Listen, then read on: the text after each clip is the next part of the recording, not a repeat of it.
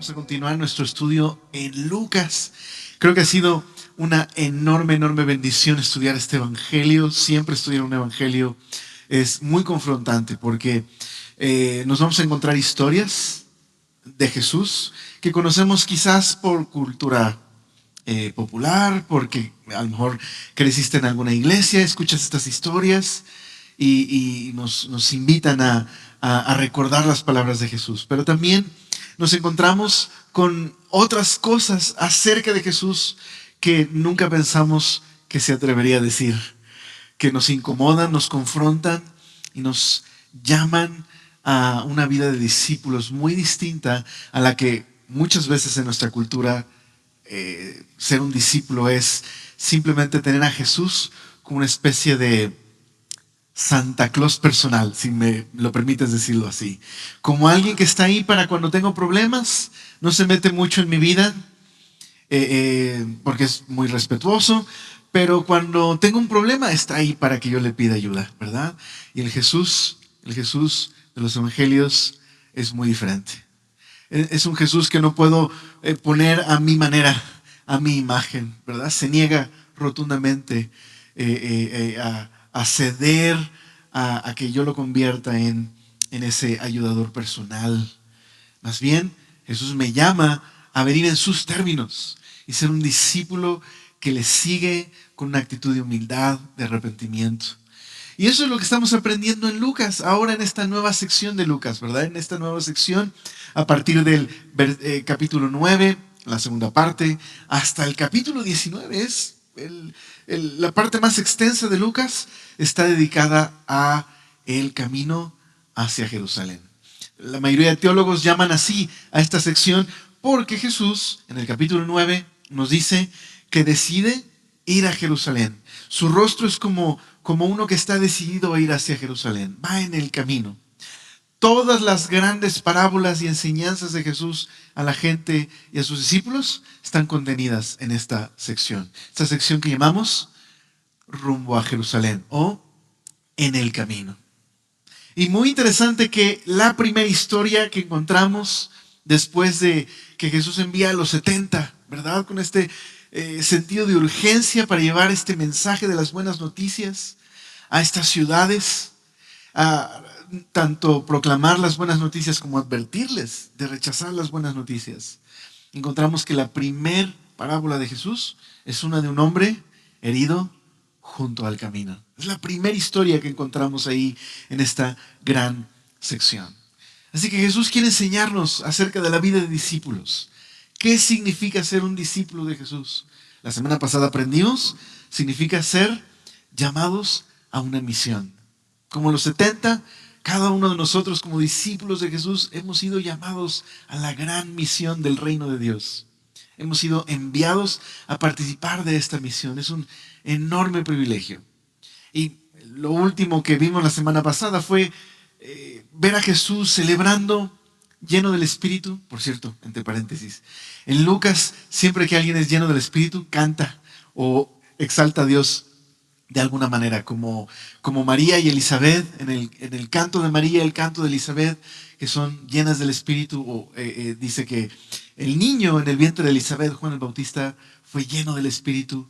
Así Jesús, lleno del Espíritu, empieza a exaltar a Dios y a celebrar. ¿Qué celebra Jesús? Jesús celebra dos cosas muy interesantes. Le dice, Padre, muchas gracias, porque estas cosas sobre el reino de Dios se las escondiste a los sabios y a los que son como niños se las has revelado. Eso es lo que celebra Jesús. Qué interesante, ¿verdad? Aquellos que son, entre comillas, los líderes y los sabios, los inteligentes, el reino de Dios está velado a sus ojos. ¿Por qué? Porque no quieren ver. Tienen a Jesús frente a ellos, escuchan su voz, pero tienen cerrados sus oídos al mensaje de Jesús. Y estos líderes, a todos aquellos que consideran irreligiosos, fuera de la voluntad de Dios, marginados, son aquellos que Jesús celebra que el Padre les ha revelado las verdades del reino de Dios. Dice, esos son como niños. O sea, hay una clave muy importante aquí acerca de ser discípulos. ¿Quiénes son discípulos? Son los que escuchan como niños. Es decir, que reconocen su necesidad, que se sientan a los pies de Jesús y le escuchan como su maestro. Y de hecho, hoy veremos también no solo la historia de un hombre herido junto al camino, sino de dos hermanas. Una está sirviendo y la otra está a los pies de Jesús. Y la que está sirviendo le dice: Señor, dile a mi hermana que deje de estar ahí sentada a tus pies y me venga a ayudar. Y Jesús le va a decir que, de hecho, su hermana ha escogido la mejor parte, sentada, escuchando a los pies de Jesús. Entonces, una gran lección hoy sobre ser discípulos. ¿Te parece si oramos y examinamos la porción que nos corresponde? Padre Celestial, gracias por esta noche preciosa que nos regalas para poder estar juntos, tener comunión, aprender de tu palabra y ser transformados por medio de ella. Señor, queremos que durante estas semanas que estaremos estudiando esta sección de Lucas, enséñanos, por favor, enséñanos qué significa ser tus discípulos y expon aquellas áreas de nuestra vida que quieres tú transformar. Te lo rogamos, por favor, en tu nombre. Amén. Muy bien. Acompáñame ahí a Lucas capítulo 10, por favor. Lucas capítulo 10. Vamos a leer a partir del verso número es 25, si mal no recuerdo. Primera historia es del verso 25 hasta el verso número 36. Es la historia del buen samaritano. La segunda historia es del verso 38 al verso número 42, que es la historia de María y Marta. Cuando Marta pide a Jesús que regañe a su hermana María por no ayudarle en el servicio. Entonces vamos a leer la primera historia, verso 25. He aquí un intérprete de la ley se levantó y dijo para probarle: Maestro, ¿haciendo qué cosa heredaré la vida eterna? Él le dijo: ¿qué está escrito en la ley? ¿Cómo lees? Aquel respondiendo dijo: amarás al Señor tu Dios con todo tu corazón, con toda tu alma y con todas tus fuerzas y con toda tu mente, y a tu prójimo como a ti mismo. Y le dijo: bien has respondido, haz esto y vivirás. Entonces, bueno, hoy regularmente leemos todo, pero para que haya un poco de suspenso aquí, vamos a quedarnos aquí. Muy interesante que lo último que dijo Jesús en el verso 23 es: bienaventurados los ojos que ven lo que vosotros veis. ¿Okay? Es lo último que dijo Jesús antes de esta historia. Ahora estamos en un momento donde hay un hombre que está viendo a Jesús, pero no ve. ¿Okay? Ve pero no ve, escucha pero no entiende. Y viene este experto en la ley. ¿Qué es un experto en la ley? Bueno, este hombre es un abogado experto en la ley judía. Es un hombre que los expertos de la ley son aquellos que podían interpretar la ley, dar respuestas a las preguntas acerca de cuestiones legales, pero también cuestiones teológicas. Este hombre es un teólogo, pues. Es un hombre muy importante, es un erudito, es un experto en la ley. Y viene a Jesús para probarle. En los evangelios sinópticos, ¿cuáles son los sinópticos? Los que puedes leer juntos, o sea, Mateo, Marcos y Lucas. Esta historia está en los 3 evangelios sinópticos. Pero, como película de Peter Jackson, ¿okay? Esta es la versión extendida, ¿okay? de las otras historias. Me refiero al Señor de los Anillos. Sí, no te puedes quedar con la de 3 horas, ¿verdad? Hay que ver la versión extendida. Entonces, esta historia es la versión extendida del relato del abogado que viene a probar a Jesús. En Marcos y en Mateo, la historia es un poco distinta. Cuando viene este experto en la ley, le pregunta a Jesús: ¿cuál es el mandamiento más grande, maestro? Jesús es el que le responde: amarás a Dios con todo tu corazón, con toda tu alma, con toda tu mente, y a tu prójimo como a ti mismo. Pero en la versión de Lucas, Jesús le dice al experto en la ley: bueno, dime tú eres el experto en la ley. ¿Qué es lo que la ley dice? ¿Cómo la interpretas tú? Entonces, aunque en Lucas no nos dicen la intención de esta prueba que le están poniendo a Jesús, por los evangelios sinópticos es muy probable que la intención de este abogado no es muy buena. Quizás quiere poner en jaque a Jesús, quizás quiere mostrar que Jesús es ignorante o es un blasfemo. Pero como sea, le dice Jesús en el relato de Lucas, tú dímelo, ¿qué dice la ley sobre cómo heredar la vida eterna? Ok, a la pregunta, ¿heredar la vida eterna? Lo que hay en la mente de este experto en la ley es lo siguiente. En la tradición bíblica y en el pensamiento judío, heredar la vida eterna es una referencia a la promesa que hace el profeta Daniel acerca de la resurrección de justos e injustos, quienes tendrían, los justos, parte en la herencia del reino de Dios. Eso es lo que hay detrás de las palabras de este abogado. ¿Cómo puedo ser parte? ¿Cómo puedo tener certeza de que yo seré de aquellos que resucitarán junto con los justos y tendrán parte en el reino de Dios? Bueno, Jesús le dice, pues tú dímelo, tú eres el experto en la ley. ¿Qué dice la ley y cómo la entiendes? ¿Cómo la interpretas? Y es aquí donde el experto en la ley nos cita la oración judía más famosa, el conocido Shema. Shema es una palabra en hebreo que significa oye. Y así es como comienza la expresión de fe judía más importante en el Antiguo Testamento. Deuteronomio 6. Oye, Israel, Jehová tu Dios, Jehová uno es. Amarás al Señor tu Dios con todo tu corazón, con toda tu alma, con todas tus fuerzas, con toda tu mente. Estas cosas se las vas a enseñar a tus hijos y a los hijos de tus hijos. Y esto es tan importante que tú vas a anotar esto en las puertas de tu casa. Y lo vas a anotar en todo lugar donde se convierta en un recordatorio del mandamiento más importante, de la expresión básica de la fe en Dios. ¿Qué significa ser leal a este Dios único y verdadero? Pues Dios mismo le dice a Israel, la manera en la que tú expresas tu lealtad a mí, debes amarme de todo corazón y enseñarle a tus hijos a amarme de todo corazón. Esta es la oración que los judíos recitaban todos los días. Es la expresión básica de fe, amar a Dios de todo corazón. Pero este experto en la ley, pues es un teólogo, ¿ok? Entonces junta dos pasajes, junta Deuteronomio 6, amar a Dios de todo corazón como una expresión de lealtad al Dios único, y Levítico 19, el corazón del libro de Levítico acerca de la santidad, el corazón en el capítulo 19 es amar a tu prójimo como a ti mismo. Así que esto es lo que interpreta. ¿Cómo alguien puede tener certeza de que participará en la herencia de la vida eterna? Porque es leal a Dios al amarlo de todo corazón y porque ama a su prójimo como a sí mismo. Ahora Jesús elogia la respuesta de este abogado, de este experto en la ley. ¿Qué le dice Jesús? Jesús le responde, bien, has respondido a esto. Pero le añade, haz esto y vivirás. ¿Okay? Eso es muy interesante, por favor. Ok, tienes la respuesta correcta, pero hazlo y vivirás. Ahora, no está enseñando Jesús, solo por aclarar, que uno se salva por medio de sus buenas obras.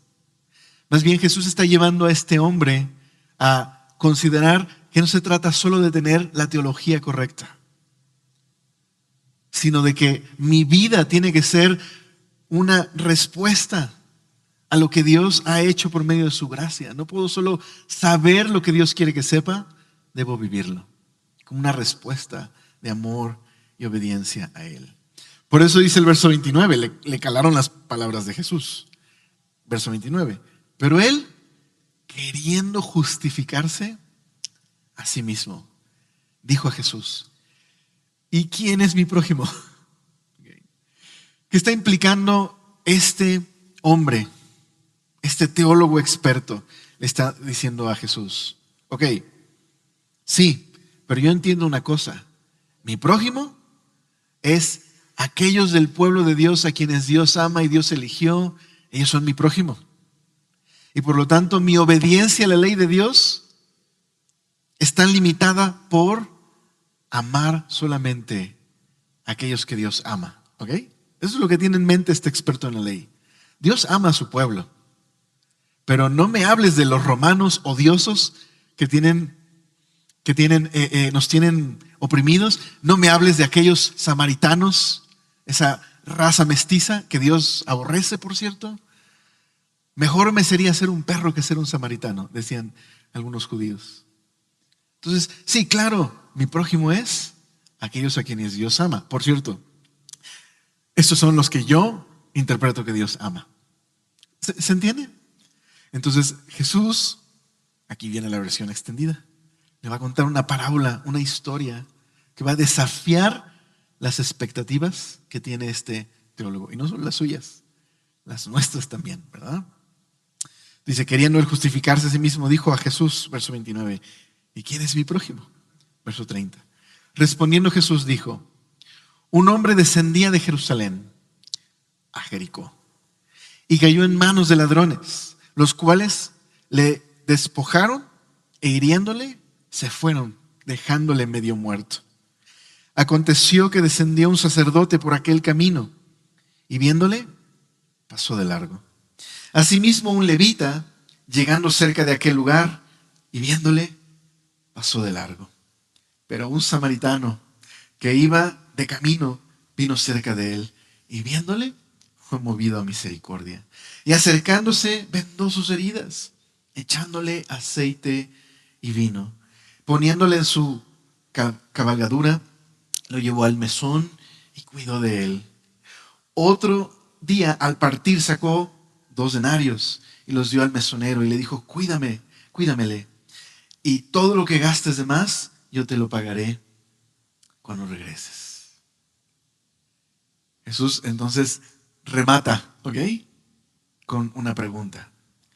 ¿Quién pues de estos 3 te parece que fue el prójimo del que cayó en manos de los ladrones? Okay. Antes de ver la respuesta de este abogado, vamos a ver unos detalles culturales aquí muy importantes que resaltan en la historia, que Jesús utiliza con el propósito de responderle a este experto en la ley, pero Jesús le está enseñando a sus discípulos en el camino qué significa seguir a Jesús y ser parte de su reino. ¿Okay? Así que esto es para nosotros también. Bueno, número 1, el camino a Jericó. ¿Okay? Dice que un hombre que iba de Jerusalén a Jericó. Aquí está lo primero que nos llama la atención. Un buen judío, como ellos se percibían a sí mismos, que no se mezcla con aquellos que, por supuesto, están fuera de la voluntad de Dios. Un buen judío jamás en su vida se atrevería a ir en el camino derecho de Jericó a Jerusalén. ¿Okay? Número 1, es muy peligroso.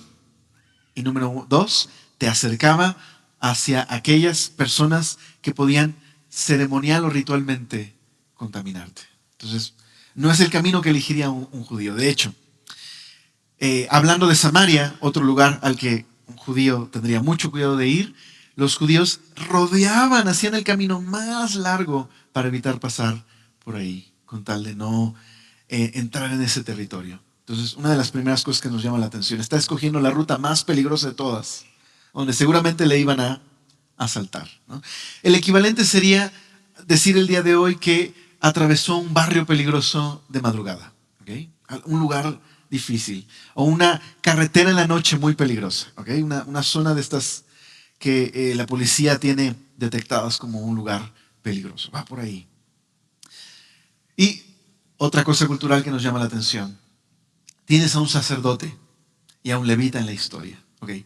El sacerdote es el hombre que sirve en el templo, pero no solo sirve en el templo, es aquel que está dedicado a ofrecer los sacrificios, a participar en el templo de aquellas cosas sagradas e importantes.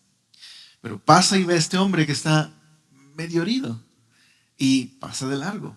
Y luego tenemos a un levita, otro hombre, digamos, si pusiéramos una jerarquía en la historia, sería el hombre que sigue, ¿okay? Pero hacia abajo, en donde también tiene ciertas responsabilidades en el templo. Es un hombre que está apartado por Dios para servir a las cosas de Dios. Pasa por ahí y pasa de largo. En la lógica de la historia, si no conociéramos esta historia y estuviéramos presentes, lo que nuestra lógica dictaría en el contexto sería, el siguiente es un agricultor judío que pasa por el camino. Pero Jesús hace algo muy radical y sorprendente. Jesús introduce a un samaritano en la historia. Dice, este samaritano pasa también por el camino y ve al hombre y se compadece de él, no pasa de largo, se compadece de él. Entonces ya hay un contraste aquí entre el sacerdote levita, que son judíos, y el samaritano. Verás, los judíos y los samaritanos se odiaban, se odiaban. Hay razones históricas que son el origen de este odio. Por ahí, del año 722, cuando Asiria conquista el reino del norte, el reino del norte queda asimilado por el imperio asirio. Y la población que quedó en el reino del norte, pues la mezcla entre los judíos que habitaban ahí, o bueno, más bien, los israelitas que habitaban ahí, y los asirios, esa mezcla cultural dio a luz a los samaritanos. Y los judíos no veían con buenos ojos a los samaritanos, los veían como personas que estaban fuera de la voluntad de Dios, marginados completamente. Pero también los samaritanos odiaban a los judíos y ellos creían que en realidad ellos eran el pueblo auténtico que Dios había llamado. De hecho, tenían su propio templo ahí en Samaria. Que la historia la puedes encontrar en Juan capítulo 4, cuando está la samaritana preguntándole a Jesús, oye, los samaritanos decimos que aquí es donde hay que adorar a Dios. Ustedes judíos dicen que es en Jerusalén. ¿Quién tiene la razón? Entonces hay un odio ahí. Pero, lo importante de la historia, lo destacable de la historia, es que tienes un hombre que está sufriendo, que está herido, y el sacerdote y el levita pasan de largo. ¿Por qué lo hacen?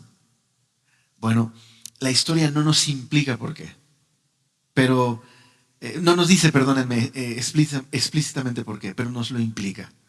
Podría ser quizás por miedo, quizás hay un temor, porque podrían ponerse en riesgo al recoger a este hombre y ayudarle, quizás podrían ser presa de los ladrones.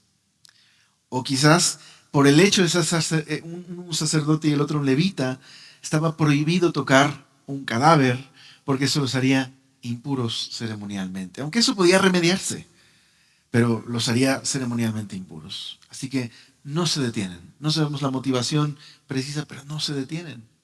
El énfasis del pasaje es que pasan de largo y dejan a este hombre sufriendo. Pero el samaritano, aquel que tú pensarías, este hombre no se va a detener, es el que se detiene. Es el que no solamente se detiene, se involucra. ¿Okay?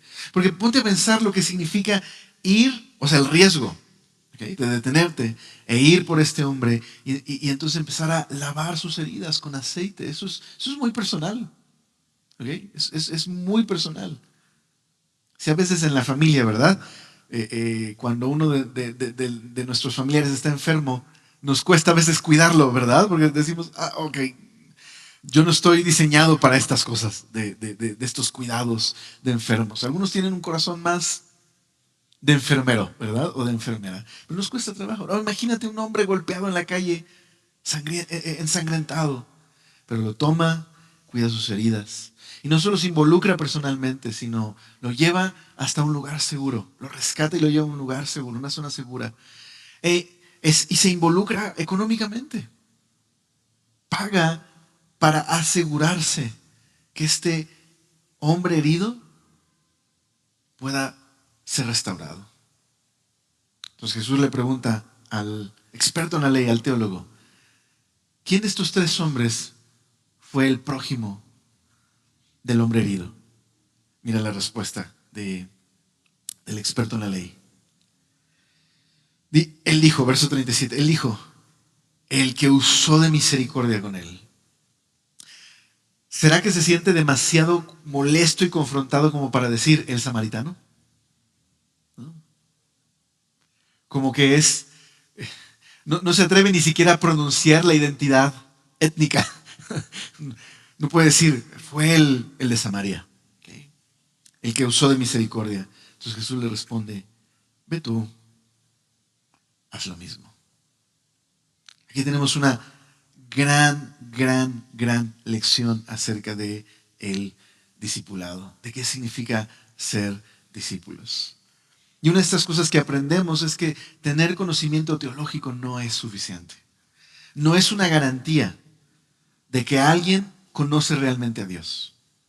Este hombre tiene las respuestas correctas, pero no está dispuesto a que Dios confronte su manera de entender la ley y de darse cuenta que la gracia de Dios se extiende más allá de su pueblo.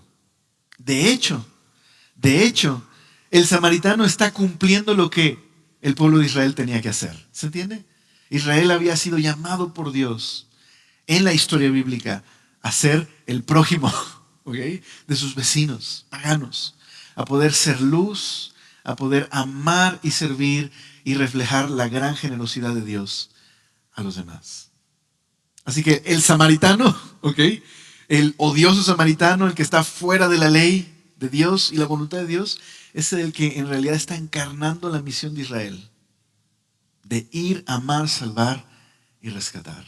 Y el sacerdote y el levita están fallando en cumplir el rol al que Dios les ha llamado.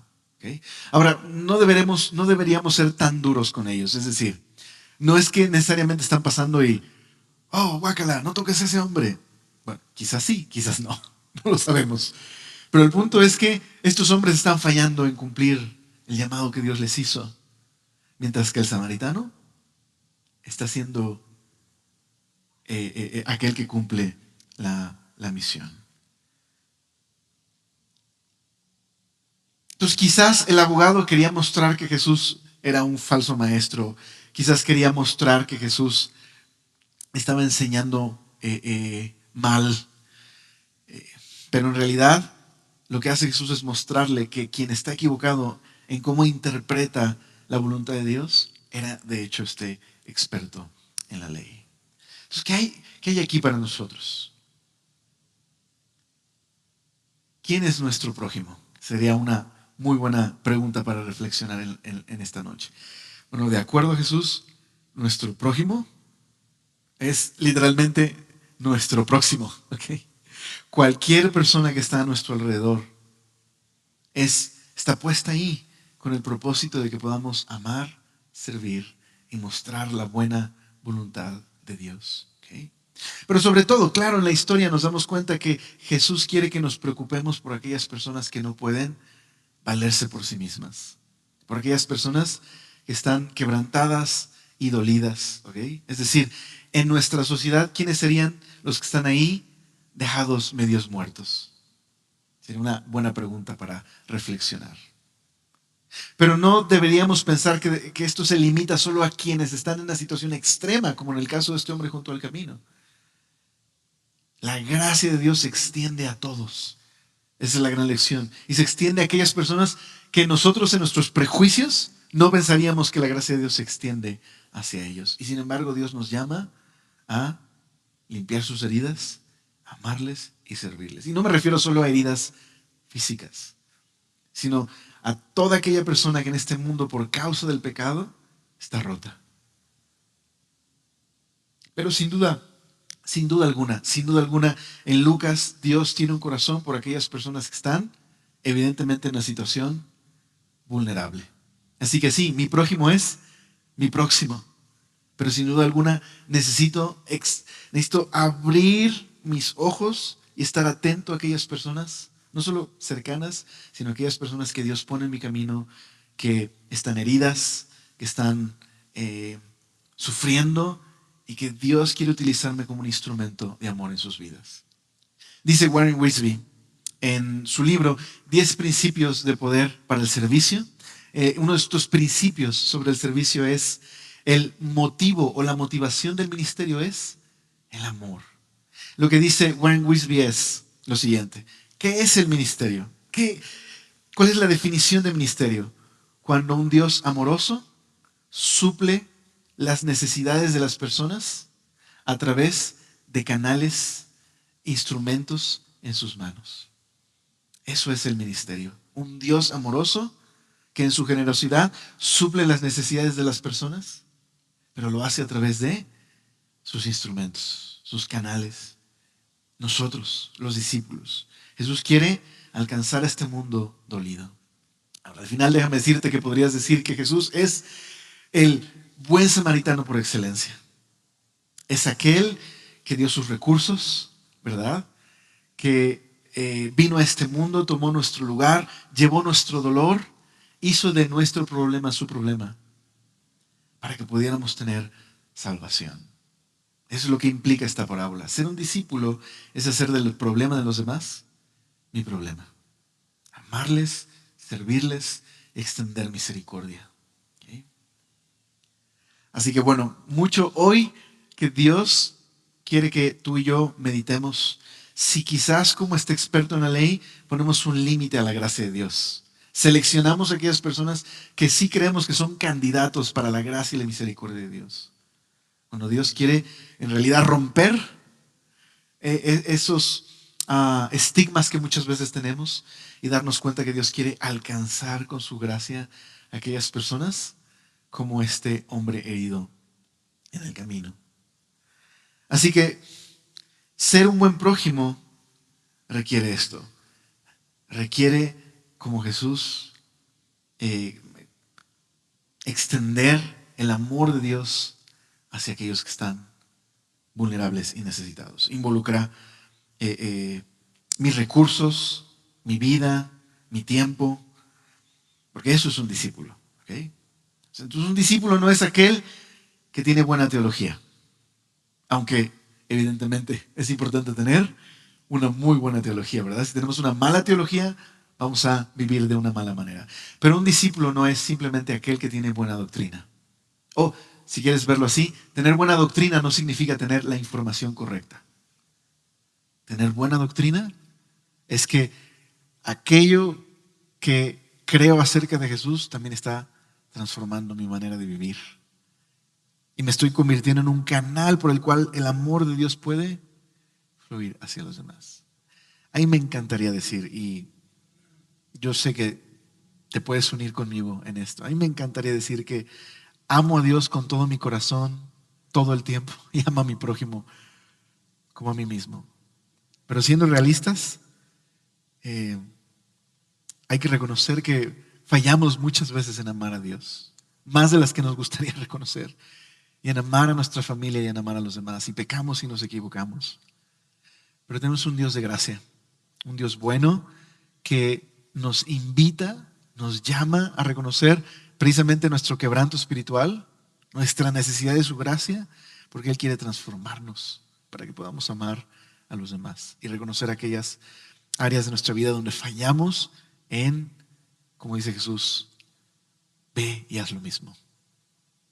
Pero la siguiente historia tiene que ver también con alguien que no está escuchando. ¿Okay? Como este hombre está viendo pero no ve. Y luego tenemos una mujer que escucha pero no está escuchando. Mira lo que dice el verso número 38. Aconteció que yendo de camino entró en una aldea y una mujer llamada María le recibió en su casa. Esta tenía una hermana que se llamaba Marta, le recibe en casa. Esta tenía una hermana que se llamaba María, la cual sentándose en los pies de Jesús oía su palabra. Pero Marta se preocupaba con muchos quehaceres y acercándose dijo: Señor, ¿no te da cuidado que mi hermana me deje servir sola? Dile pues que me ayude. Respondiendo Jesús le dijo: Marta, Marta, afanada y turbada estás con muchas cosas, pero solo una cosa es necesaria, y María ha escogido la buena parte, la cual no le será quitada. Entonces, otra historia que cronológicamente probablemente no ocurre después del encuentro con el experto en la ley. La aldea a la que se refiere Jesús aquí es la aldea de Betania. Está a unos 5 kilómetros de Jerusalén, está muy cerquita de Jerusalén. Así que es muy probable que esta historia no ocurra cronológicamente, pero sí temáticamente Lucas las pone juntas. ¿Okay? Pone la historia de este experto en la ley que viene con una pregunta a Jesús y Jesús termina preguntándole a él y dándole una lección. Luego tenemos esta otra historia de dos mujeres y una que le pide a Jesús que le ayude en la crítica que hace a su hermana, y Jesús tampoco hace lo que María quiere. Al contrario, Marta sale confrontada. Quizás voy a intercambiar Marta y María, discúlpenme. Ustedes saben en su mente y en su corazón lo que dice el texto, ¿ok? Por si me equivoco y ahí mezclo a María y a Marta, ¿ok? Muy bien, entonces, ¿de qué trata esta historia? Bueno, déjame primero decirte de qué no trata. Esta no es una historia sobre cómo en la Edad Media se exaltaba la vida contemplativa. Por ahí Bernardo de Claraval decía que el mejor llamado que recibe el ser humano es el de María, el de la vida contemplativa, el de dedicarse a la oración, a la vida mística. Y decía Bernardo de Claraval, pero si te toca el llamado de Marta y te toca servir, hazlo con gusto. No está diciendo que hay dos tipos de cristianos, los que sirven y los que viven la vida contemplativa, ¿ok? La vida monástica. No es para nada esta enseñanza. Número 2, tampoco está este pasaje enseñando que servir es bueno, pero hacer tu devocional es mejor que servir. Tampoco es lo que Jesús está tratando de enseñar en esta historia. ¿De qué trata entonces esta historia? Bueno, puede haber un aspecto cultural que Jesús está desafiando y rompiendo, como en la historia anterior, pero también una gran lección sobre el discipulado. Verás, en esta época las mujeres no se sentaban a aprender a los pies de los rabinos. No era bien visto que las mujeres se sentaran a estudiar y a aprender. Regularmente en la casa tenía varias habitaciones, la cocina, obviamente no vamos a traer un aspecto cultural del machismo mexicano y ponerlo aquí. No es, la cocina es para las mujeres, no es en ese sentido culturalmente el día de hoy, como lo entenderíamos, pero sí, la cocina era un lugar que estaba asignado para la labor de las mujeres, y la habitación donde podía sentarse los hombres a discutir, a platicar, pues era un lugar que estaba reservado para ellos. Entonces, María está haciendo como algo fuera de lugar.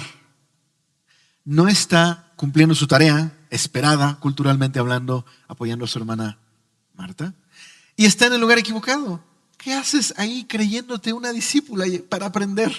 ¿Qué haces sentada ahí con Jesús? ¿Okay? Entonces, quizás esta es una de las razones que los teólogos señalan. Ahora, ojo, este pasaje no tiene que ver con feminismo. ¿Okay? No es el propósito de este pasaje, no es enseñar que las mujeres sí pueden estudiar, aunque, obvio, evidentemente está increíble. Jesús dignificó a la mujer y en esta historia vemos esto, ¿verdad? El Evangelio dignificó a las mujeres, a los niños, a los obreros. Esta fue una de las cosas que el Evangelio hizo a todo lugar a donde llegaba. Se elevaba la posición de aquellas personas que en la sociedad eran reprimidas. Aunque ese no es el mensaje principal de esta porción, pero sí puedo destacar eso, que Jesús está reconociendo que el discipulado no solamente es para un tipo de persona. El llamado a ser discípulos es para todos. Es una de las lecciones que hay aquí. Así como la historia anterior, que estaba haciendo el experto en la ley, limitando quiénes pueden ser parte de quienes experimentan la gracia de Dios. Quizás en esta historia, Marta también está de alguna manera limitando quiénes pueden tomar este papel de ser discípulos y sentarse a aprender. Y Jesús está diciendo, en realidad el llamado a ser discípulos no es para una élite o para un cierto tipo de personas o para hombres solamente.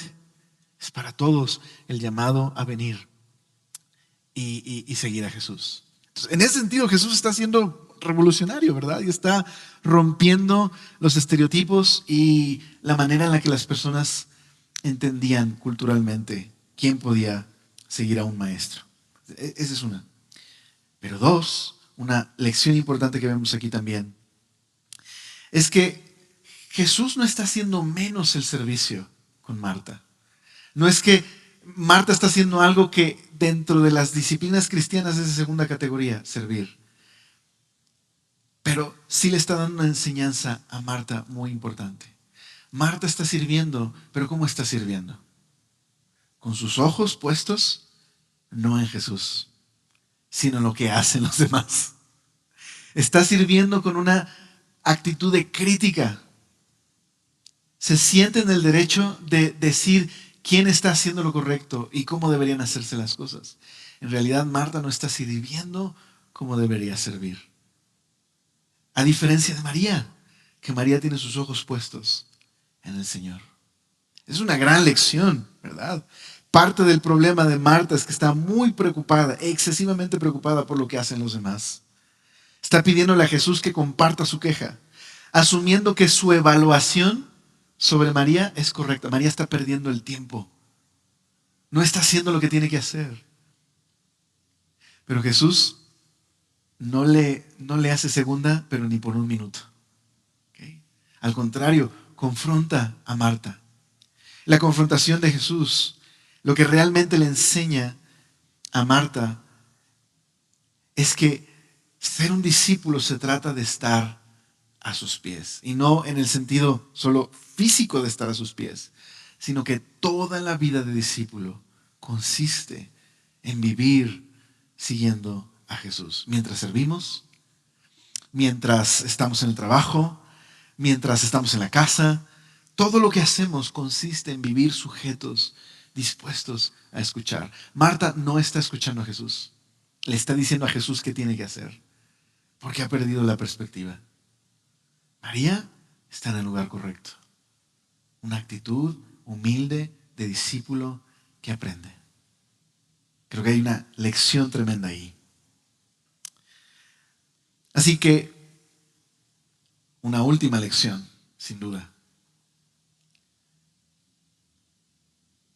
Todo lo que podemos hacer para Dios tiene que estar sujeto a la disposición del corazón de oírle y obedecerle. Uno puede perderse en actividades, puede perderse en creer que hacer cosas por Jesús es igual a escuchar a Jesús y obedecerle. Pero Marta, aunque está haciendo algo precioso por Jesús, sirviéndole y preparando la comida, se está perdiendo de lo más importante, la comunión. Y la comunión con Jesús no se trata solamente de tener una lista de cosas que hacer en mi agenda cristiana, ¿no? Entonces, de 9 a 9:30, devocional. De 9:30 a 10, oración. Luego me voy al trabajo. No es eso solamente. Aunque es muy importante. Evidentemente, ¿cómo vamos a tener comunión con Jesús si no nos sentamos quietos como María, ¿verdad? A abrir nuestras Biblias y a leer. Pero la comunión va más, algo mucho más profundo que simplemente tener una agenda de qué hacer. Porque si no, convertimos al devocional en lo que está haciendo Marta. ¿Ok? Un deber y no una oportunidad de comunión. La comunión tiene que ver con la disposición del corazón de sentarme a los pies de Jesús, a escuchar su voz y a obedecerle. Es mucho más profundo que simplemente hacer mi devocional. Podemos convertir nuestro devocional en una mera actividad y no en lo que realmente es una oportunidad de devoción para conocer más a Jesús. Así que permite que la reprimenda de Jesús a Marta se nos pase a nosotros. ¿Estamos escogiendo la mejor parte? ¿Estamos con la disposición de un niño, como leímos hace ratito, de sentarnos a los pies, con la disposición de seguir y obedecer, de abrazar completamente a Jesús? Esa es la pregunta aquí, ¿ok? Ser un discípulo es esto, no son actividades, es sentarme a los pies de Jesús. Él es el Maestro, Él es el Señor, Él es a quien quiero escuchar. ¿Okay? María está ahí dispuesta, atenta. Marta está afanada, preocupada, aunque está sirviendo a Jesús. ¿Se entiende? Entonces, ¿dónde estamos parados el día de hoy? ¿Estamos como Marta, haciendo cosas para Jesús, pero más preocupados por lo que hacen los demás, diciéndole a Jesús qué tiene que hacer, criticando a otros, comparándonos con los demás, evaluando nuestro servicio a Dios, o como María, estamos ahí simplemente siguiéndole al Maestro. Dos imágenes, ¿verdad? Acerca de qué es un discípulo, que podemos juntar en esta noche y darnos cuenta que Jesús nos dice que un discípulo es aquel que ve, se sienta, escucha, obedece y hace, ¿verdad? En la primera historia tenemos un teólogo experto, pero que en su interpretación ha limitado el amor y la gracia de Dios. Jesús lo confronta al enseñarle, no se trata de conocimiento, se trata de obedecer y amar a Dios. Y la manera concreta en que ves la obediencia y el amor de Dios es cuando te preocupas por aquellos por quienes Dios se preocupa. Cuando haces del problema de los demás tu problema. Cuando simplemente te conviertes en un instrumento donde Dios puede suplir las necesidades de los demás y te extiendes a aquellos que están heridos. Eso es lo que significa amar a Dios y obedecerle. En esta segunda viñeta, ¿okay? Sentarme, escuchar, obedecer, nos damos cuenta que ser un discípulo verdadero, auténtico, es estar a los pies de Jesús en toda la vida. Él es el Maestro. Él es el centro de nuestra devoción y amor.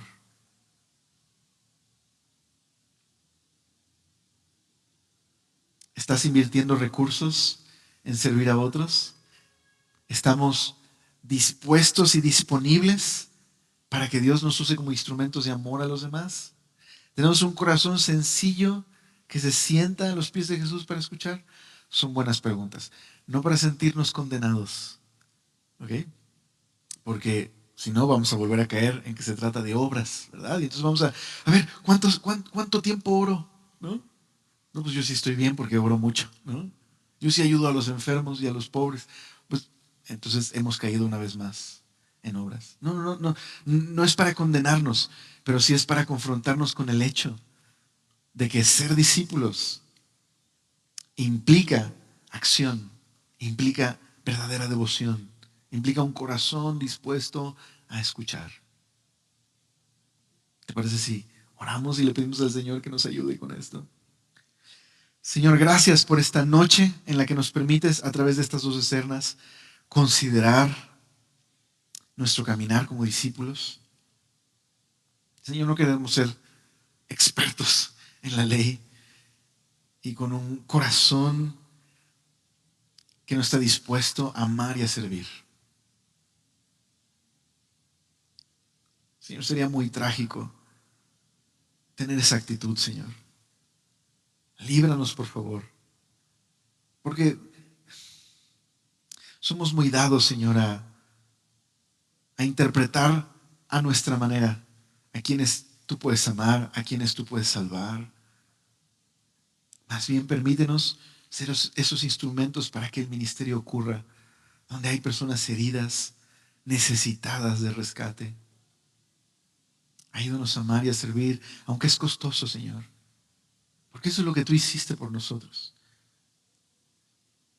Ayúdanos a seguirte como discípulos. Y Señor, perdónanos si hemos quitado nuestra mirada de ti mientras te seguimos como discípulos y nos hemos olvidado de la mejor parte, que es estar sentados a tus pies, dispuestos a obedecer, a aprender y a escuchar. Señor, es tan fácil con los afanes de todos los días, con las dificultades, con las actividades. Nos olvidamos, Señor, de simplemente tener un corazón de discípulo, sentados para compartir contigo. Hay tanto ruido a veces en nuestras vidas, Señor, que nos olvidamos de escucharte. Y reconocemos, Señor, que muchas veces lo que creemos no está correspondiendo en cómo tratamos a los demás, incluso nuestra familia. Perdónanos, Señor. Ayúdanos a amar y a servir.